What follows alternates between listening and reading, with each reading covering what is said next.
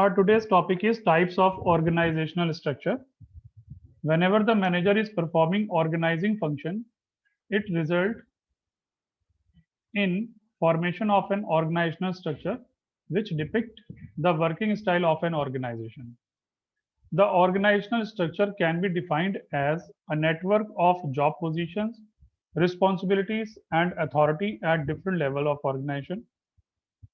This structure shows the authority responsibility relationship between the people working at different job positions. This structure makes clear who is reporting to who, or who is the boss and who is the subordinate. The organizational structure can mainly be of two types, which are functional structure and divisional structure. And first of all, we will learn about functional structure. See, when the activities or jobs are grouped, keeping in mind the functions or the job, then it is called functional structure. For example, all the jobs related to production are grouped in production department, related to sales in sales department, related to purchase in purchase department, and so on. So within the department also grouping is done on the basis of specialized functions. Even tertiary wise grouping is also included in functional structure, that is north region, southwest, etc. For example, the production department can be further classified into store department, quality control department, assembly department, etc.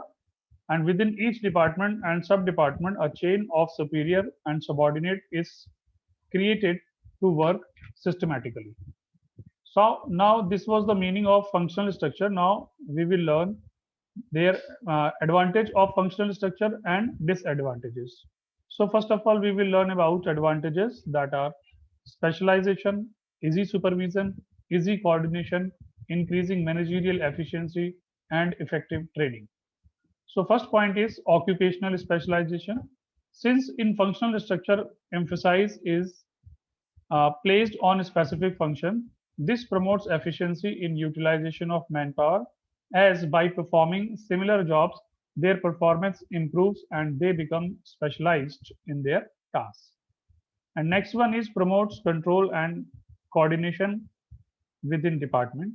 Due to similar activities grouped in one department, there is easy supervision and better control. Next one is increases managerial and operational efficiency. So minimum cost leads to increase in profit. If there will be minimum cost, then profit will automatically increase. It leads to minimum duplication of efforts. This result in economies of scale and lowering of cost. Easy and effective training, as training focuses only in limited skills or one function only, and due attention to different functions. Each functions get due attention under functional structure.